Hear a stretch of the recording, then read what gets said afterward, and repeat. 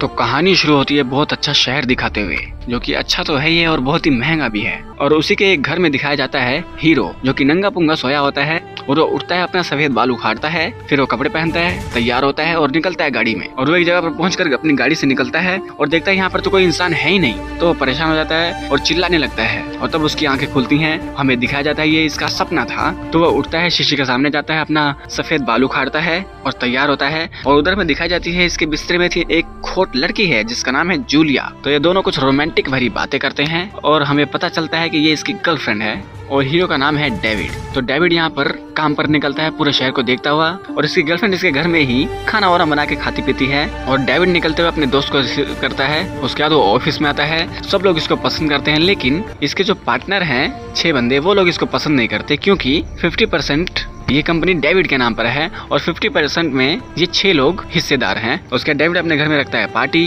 और पार्टी में सभी लड़कियां इस पर लाइन मारती हैं और वहीं पर इसका दोस्त अपनी गर्लफ्रेंड को लेकर आता है और डेविड मिलता है इस लड़की से जिसका नाम है सोफिया। तो डेविड सोफिया की बहुत तारीफ करता है और उसको पटाने की कोशिश करता है इसके बॉयफ्रेंड के सामने ही। यहाँ पर डेविड के सामने आता है उसकी कंपनी का मैनेजर, वो उसको समझाता है कि तुम्हारे जो बंदे हैं ना, जो पार्टनर हैं, वो पूरी कंपनी तुमसे हथियाना चाहते हैं, तो तुम कुछ करो। और डेविड सब पर नजर रखता है। तो वो अपने मैनेजर को बुलाता है और कहता है कि ये जो बंदा मेरे पास आया था जिसने मुझे इतनी इन्फॉर्मेशन दी, उसको तुम परमानेंट करो, उसकी सैलरी बढ़ा दो। और यहाँ से हमें पता चलता है कि ये बंदा जो है, जो हीरो है, वो अच्छा है। उसके बाद वो अपने एक कमरे में आता है जहाँ पे मिलती है जूली। तो जूली इसको बोलती है चलो हम रातें रंगीन कर दे हैं, लेकिन इस वक्त डेविड उस मूड में नहीं होता। तो वो फिर से आता है सोफिया के पास, उसको इम्प्रेस करने की कोशिश करता है और वो बताता है उसे कि एक लड़की मेरा पीछा कर रही है, क्या तुम उससे बचने में मेरी मदद करोगी? तो वो कहती है ठीक है। तो वो उसके साथ थोड़ी सी बातें मारती है और ये दोनों डेविड का घर में घूमने लग जाते हैं। और उधर डेविड का दोस्त और डेविड की गर्लफ्रेंड आपस में बात करने लग जाती हैं। यहाँ पर डेविड सोफिया को अपने कमरे में घुमाता है और वहीं पर आ जाता है डेविड का दोस्त। तो वो कहता है तुम मेरी गर्लफ्रेंड पे लाइन मार रहे हो, ऐसा मत करो, वो भी शराब के नशे में होता है वो। तो उसको निपटाने के बाद सोफिया कहती है चलो मेरे घर पर चलते हैं। तो डेविड आता है सोफिया के घर पर। तो ये दोनों एक दूसरे की ड्राइंग बनाते हैं। तो सोफिया इसकी ड्राइंग बनाती है ऐसी कि एक अमीर बंदा और पैसों के दम पर वो बहुत सारी गर्लफ्रेंड्स बनाता है। फिर वो कहती है चलो अब मेरी ड्राइंग दिखाओ, तुमने मेरा कैसे बनाया है स्केच। उसके बाद वो देखती है अपनी ड्राइंग कि इसने तो बहुत अच्छा बनाया है और वो इससे थोड़ा सा इम्प्रेस हो जाती है। उसके बाद ये दोनों एक साथ टाइम स्पेंड करते हैं, एक दूसरे से प्यार मोहब्बत वाली बातें करते हैं। उसके बाद सोफिया को इसके लिए स्ट्रॉन्ग फीलिंग महसूस होने लग जाती है। तो अगली सुबह डेविड सोफिया के घर से बाहर निकलता है, उसको रंगे हाथों पकड़ लेती है जूली। वो उसको बोलती है कि देखो मैं तुमसे प्यार करती हूँ, तुम्हारे बिना जी नहीं सकती। तो ये दोनों कार में बैठते हैं और सोफिया इसको अपने प्यार का इजहार करती रहती है, अच्छी अच्छी बातें करती है। और हमें पता चलता है कि जूली थोड़ी सी साइको हो चुकी है और गाड़ी की स्पीड बहुत तेज कर देती है और वो कहती है कि जल्दी से मुझे आई लव यू बोलो, लेकिन नहीं बोलता। तो गाड़ी पुल से नीचे गिरती है और क्रैश हो जाती है बुरी तरह से। और हमें पता चलता है कि इस क्रैश में डेविड का चेहरा बुरी तरह से बिगड़ चुका है और वो कई दिनों से सोफिया से मिला नहीं है। और सोफिया अपने काम पर जाती है, ये उसके पीछे से उस पर नजर रखता है वो क्या कर रही है क्या नहीं कर रही है। उसके बाद वो बहुत सारे डॉक्टरों से मिलता है और कहता है कि मेरे चेहरे का कुछ करो, मैं इस चेहरे के साथ जी नहीं सकता, मेरे सर में बहुत ज्यादा दर्द होता है। तो यहाँ पे जो डॉक्टर्स होते हैं वो कहते हैं देखो ये अभी हमारी साइंस इतनी आगे नहीं बढ़ पाई है कि इतने बेकार चेहरे को भी हम लोग ठीक कर सकें। अभी तुम्हारे मुंह के अंदर हमने इतने सारे प्लास्टिक के अंग डाले हैं, इस वजह से तुम्हारे सर में दर्द होता है। तो ऐसा करो, इस चेहरे को अगर तुम छुपाना चाहते हो तो हमने तुम्हारे लिए बनाया एक मास्क, तो ये मास्क पहनो। लेकिन डेविड इसके मास्क से खुश नहीं होता। वो आता है डायरेक्ट सोफिया के पास और उसको बोलता है कि देखो मेरा एक्सीडेंट हो गया था, मेरी ये हालत हो गई। तो सोफिया इससे थोड़ी सी बातें करती है। उसके बाद सोफिया डेविड को पार्टी में इन्वाइट करती है और वो पार्टी में आती है अपने बॉयफ्रेंड के साथ और दूसरे लोगों के साथ डांस करती है। तो डेविड को ये बात अच्छी नहीं लगती, तो डेविड उसकी बेइज्जती करने लग जाता है। उसके बाद सोफिया पार्टी छोड़कर जाने लगती है और ये दोनों आशिक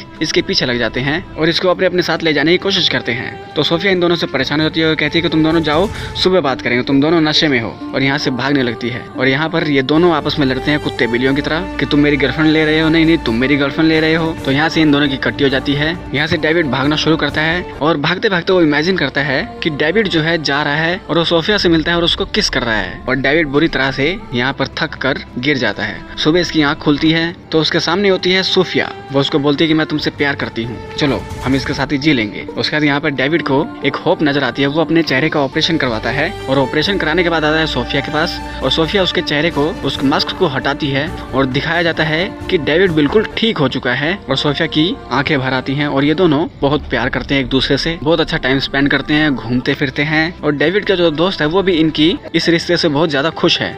तो डेविड नोट करता है कि हमें एक बंदा काफी टाइम से स्टॉक कर रहा है। तो डेविड एक रात को उठता है और अपना चेहरा शीशे में देखता है जिसमें उसका चेहरा सड़ा हुआ दिखता है और सोफिया भी उसके चेहरे को देखकर बहुत तेज चिल्लाती है। और तभी डेविड की आंख खुलती है और उसे पता चलता है ये तो सपना था। तो ये दोनों फिर से प्यार करते हैं और प्यार करते करते सोफिया जूलिया में बदल जाती है। तो डेविड को समझ नहीं आता ये क्या हो रहा है, तो परेशान हो जाता है, इधर उधर भागने की कोशिश करता है। उसके बाद डेविड जूलिया को बांध देता है और पुलिस को फोन करता है, लेकिन जूलिया फिर से सोफिया बन जाती है तो ये उसको खोल भी देता है। उसके बाद ये उससे प्यार करने लग जाता है और प्यार करते करते कभी सोफिया जूलिया बन जाती है, कभी जूलिया सोफिया बन जाती है। बीच में ये सब आना जाना लगा रहता है। तो ये तंग आके एक तकिया लेकर, पता नहीं ये जूलिया है या सोफिया है, इसके चेहरे पे रख के उसको मार देता है। उसके बाद वो बहुत तेजी से यहाँ से भागता है, एक वकील से मिलता है। वकील कहता है कि मैं सब कुछ ठीक कर दूंगा, तुम टेंशन मत लो। उसके बाद वो उसको कोर्ट में लेकर आता है और ये जगह बहुत अजीब होती है। तो डेविड कहता है मैं यहाँ पर पहले भी आ चुका हूँ। तो अंदर आते हैं तो वो एक लड़की से मिलता है, कहता है इस लड़की से मैं पहले मिल चुका हूँ। और हमें दिखाया जाता है ये कोर्ट नहीं, ये अजीबो गरीब जगह है जहाँ पर अजीबो गरीब लोग बैठे हैं। उसके बाद ये वकील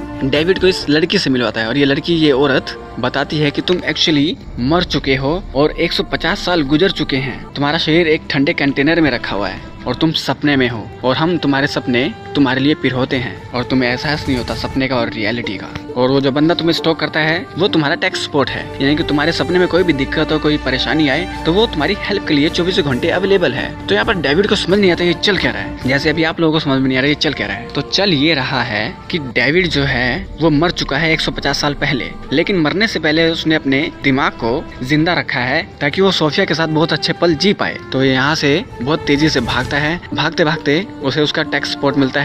वो उसको ये सारी बात अच्छे से एक्सप्लेन करता है। तो यहाँ पे डेविड पूछता है कि मैं कितने टाइम से ये ड्रीम में हूँ और क्या सच है क्या झूठ है मुझे बताओ। तो कहता है कि जब तुम वहाँ पे रात को गिर गए थे उसके बाद सोफिया तुमसे कभी नहीं मिली और तुम अपनी कंपनी में वापस गए, अपनी कंपनी को बहुत आगे बढ़ाया, अपनी कंपनी का नाम बहुत रोशन कर दिया। उसके बाद तुम्हें इतनी अच्छी कामयाबी सब बेकार लगती थी सोफिया के बिना, तो तुम हमारे पास आए और तुमने हमारे साथ एक एग्रीमेंट साइन किया कि जब भी तुम चाहो तुम अपने दिमाग को हमारे पास फ्रीज करवा के तुम अपनी मनचाही लाइफ जी सकते हो, वो भी लूसिड ड्रीम में। उसके बाद वो सोफिया के बारे में पूछता है कि सोफिया का क्या हुआ मेरी मौत की खबर सुनने के बाद। तो ये बताते हैं कि जब सोफिया को पता चला कि तुम्हारी मौत हो चुकी है तो वो तुम्हारी फ्यूनरल पर आई थी और हमने उसकी आंखों में देखा बेइंतहा प्यार जो तुम्हारे लिए था और वो सिर्फ तुमसे प्यार करती थी। और तो कुछ टाइम बाद वो भी मर गई। तो डेविड कहता है कि मुझे इस सपने से बाहर निकलना है, मैं क्या करूँ। तो कहता है अपने डर का सामना करो, तुम्हें यहाँ भी इस ब्रिज से नीचे कूदना होगा जिससे तुम इस लूसिड ड्रीम से बाहर आ जाओगे और रियल वर्ल्ड में उठोगे। तो यहाँ पे लास्ट टाइम वो सोफिया को इमेजिन करता है, उसे कहता है कि मुझे एक बात की बहुत तसल्ली है कि तुमने